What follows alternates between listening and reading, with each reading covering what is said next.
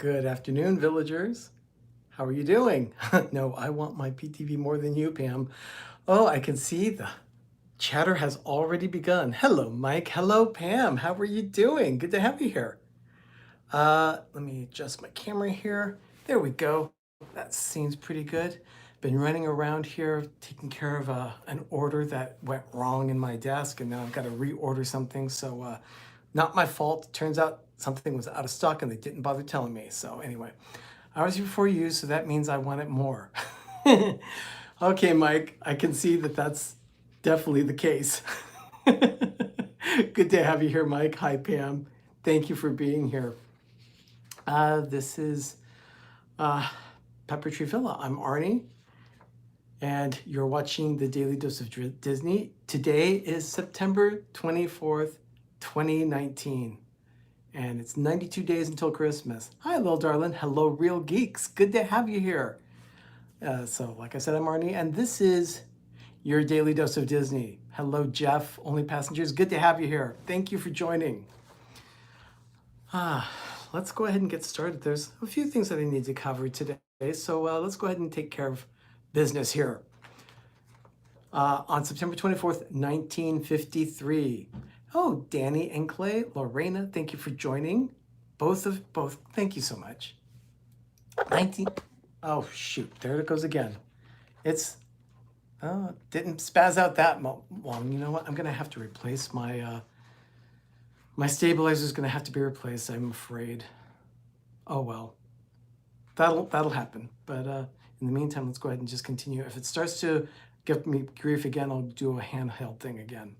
1953, Roy Disney learned that prospective financiers in New York were for Disneyland. They wanted to meet next week. That is next week in 1953. So he contacted his brother Walt, asking for a visual presentation to take. And that is when the infamous map was drawn for Disneyland. Hey, Paul McDonald, thanks for joining. In 1955, on this day, September 24th, Walt Disney went to Pennsylvania. Why did he go to Pennsylvania? In Levittown, Pennsylvania, they were having Disney Day and dedicating a school, a brand new school there in town. It was called Walt Disney Elementary. Expedition Greg, thank you for joining. Good to have you here. In 1959, this one is a little difficult to understand. I did some research on this one, but I want to dig a little bit deeper on this one and find out what's going on. But on this day, the last episode of Zorro aired. I don't know if you've ever seen Zorro, but it was a swashbuckling show. Pirates, swashbuckling, westerns. They were all very popular in the 50s. And Zorro was set in the West, but kind of more of a Southwest flair to it. So Captain Akron, thanks for being here. And who else did I see join? I just missed someone. The name just disappeared. So sorry. If I've missed your name, please know it's not that I'm avoiding you or anything like that. It's just that it goes through so fast. Noah, hi. Yeah, Zorro was a fun show. It went on for 2 seasons, but because of a financial dispute that Disney and ABC had over the ownership of Zorro, the Mickey Mouse Club, and Disneyland, the TV series, they cut Zorro and said, nope, we're not producing it anymore. That was it. So I don't know exactly what happened as far as the disputes, but I do know that Disney went on and moved their shows to another network. Jess is using her Instant Pot. Okay, Danny, what is Jess making in the Instant Pot tonight? Blue Nose, thanks for joining. So that was in 1959 on this day. In 1961, this is what I had mentioned, that Disney had been in kind of fighting with ABC. Well, in 1961, they made it official and they changed networks. They went to NBC in 1961, and on this day, they premiered in color the debut of Walt Disney's Wonderful World of Color. And it was their 8th season on television. And by 8th season, I mean that they started in the 1954 season with Disneyland. So they started with the 8th season, 1961, but on NBC. Ooh, Korean beef, yummy. Ooh, that makes me hungry. Give me any thoughts for dinner tonight. Anyway, so that was 1961. And on that particular episode, it was An Adventure in Color. And they aired Donald in Mathmagicland, and a new character was introduced. His name was Professor Ludwig von Drake.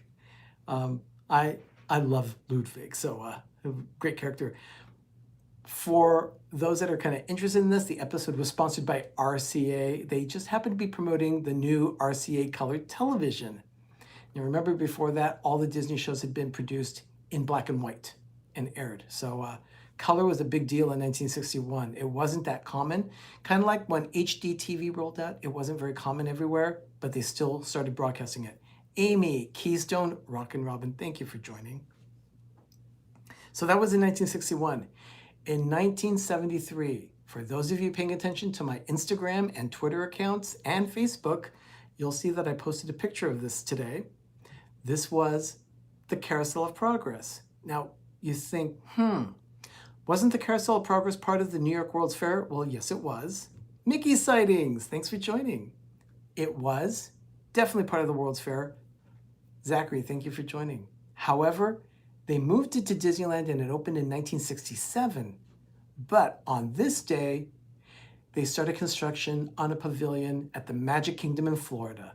And that was in Tomorrowland to house General Electric's Carousel of Progress. So they started building the show building before it was completely shipped out from Disneyland. That was in 1973. I still miss the Carousel of Progress at Disneyland. And we've even had a different show and we've had 2 attractions in that building since the Carousel of Progress. So we had America Sings, which ran from 1974 till about 1980, I want to say it was 86, 87 when they finally closed it, and they moved all those animatronics to Splash Mountain. So 1973, Carousel of Progress in Florida was they started building it. Let's move to 1982. Now we're getting very close to October 1st. That, of course, is the anniversary of Walt Disney World. Let's see, PTV, got to tell you about how I got stuck on the Carousel of Progress. Oh, okay. We'll have to hear about that one sometime, Danny. So in 1982, Walt Disney World was closing in on its 11th anniversary, but also the debut of Epcot Center. And on this day, they started in the evening at 6 p.m. Actually, just about this time in 1982, they started cast member previews for Epcot. So pretty cool. It went from 6 p.m. until 1 a.m. and cast members and family members were able to go and experience Epcot for the first time. I cannot tell you how exciting that would be for me. I just love experiencing things for the first time like that. Just unbelievable experience. In 1983, the next year, the TV series Walt Disney. Now remember, it started on ABC in 1954 as Disneyland, and then throughout the decades while it was on, it became it was Disneyland, then Walt Disney Presents, the wonderful Walt Disney's Wonderful World of Color, the Wonderful World of Disney, and then in 1983, it was on CBS by this time, and the show was just called Walt Disney by that time. And it aired for the last time on this day. It took 3 years before Disney was back on television with a regular series. And it returned on ABC with the Disney Sunday Movie. So they went right back to ABC before they owned it. 1992. September 24th, 1992, the very first official Disneyana convention was held in Walt Disney World. And although, Disney fans, enthusiasts all around the world had organized conventions like this in the past, you're working on your first vlog, Pam? Oh, wonderful. Let us know when it posts. I'll make sure to promote it here on the Daily Dose. So Addie Family Adventures, I did not see you join. Thank you for being here. So in 1992, the first official Disneyana convention in Walt Disney World. Destinations Chronicles, thank you for joining. Good to have you. Oh my God, I'm seeing people that I don't usually see in the stream today. That's great, thank you so much. Share it out on social media. That would be, anytime I see new people, I get very excited about it. the Disneyana convention was held at the Contemporary Resort. It was officially sanctioned and run by Walt Disney Company. So that was the first time that they had done that with the Disneyana convention. Pretty cool. In 2001, here's something interesting. Now, they had done the Millennium event at Epcot and actually celebrated the Millennium all over Walt Disney World. They introduced illuminations, reflections of Earth. They had a parade called the Tapestry of Nations. But on this day, that parade, after retooling it, became the Tapestry of Dreams. And it debuted on this day as part of the 100 Years of Magic celebration. Hi, Donna. Doug and I attended the 100 Years of Magic celebration in October of 2002. We were there for Epcot's 20th anniversary. Can we name let's see. Let me see if I can get that again. Let's see. Can we get the name of the people in the painting behind you? We see them a lot and we feel that they need credit also. I honestly don't know I don't even know the artist actually, but I will ask the person whose office this is and I'll see what she says. So, definitely. Danny. So in 2001, Tapestry of Dreams premiered at Epcot as part of the 100 Years of Magic celebration. Of course, that 100 years was signifying Walt Disney's life as he was born in 1901 and 2001 was 100 years later. So in 2009, Disney Theatrical Productions, they had already so many productions on Broadway, including Beauty and the Beast, Aida, Tarzan, by this time also The Little Mermaid. But by this time, they were actually donating the production company was donating costumes and objects from the Tony Award-winning musical, The Lion King. So the Lion King's items were donated to the Smithsonian's National Museum of American History, and costume elements of Simba and Rafiki. And they were all designed by Julie Taymor, and they joined other objects from such musicals as, Chris, thank you for joining. Donna, of course, always great to have you here. Thank you, Donna. The musicals that also in the museum were already like Cats and Rent, The King and I. All of these pieces were going to be part of the National Museum of American History at the Smithsonian now. So Disney donated those things from The Lion King. That's, to me, really cool, and I would love to see those things in the museum. So let me give you a little bit about what's happening today in Disney history. Today, at 7:30 p.m. Eastern, 4:30 Pacific, Jim with More Sunshine Please will be on his channel doing his weekly show. Jim is always entertaining. If you haven't yet checked him out, please do so. It's a wonderful time. Any of the channels that I mentioned, actually, just go check them out. It's a lot of fun. By the way, this schedule, you will always find this schedule of television shows of the Disney YouTube network. You'll always find them on the, Danny.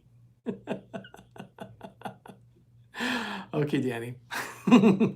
You'll always find these shows listed and advertised on theliveplace.com. Dean does a great job of putting together this website so that people can find family-friendly and Disney-friendly content, along with other bits of content like cooking and travel and so forth.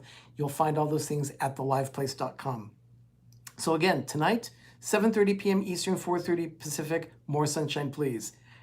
At 8 o'clock Eastern, 5 o'clock Pacific, you will find Mouse Talk. Walt hosts his weekly show on Tuesday nights, followed up by A Disney Life for Me at 9 p.m. Eastern, 6 p.m. Pacific, A Disney Life for Me with Miguel and Daniela. That is about it. We are working on some vlogs right now. We actually have a couple of videos coming up soon, and you'll catch those as soon as we can get them edited and posted. Ben will definitely be doing Life with Ben.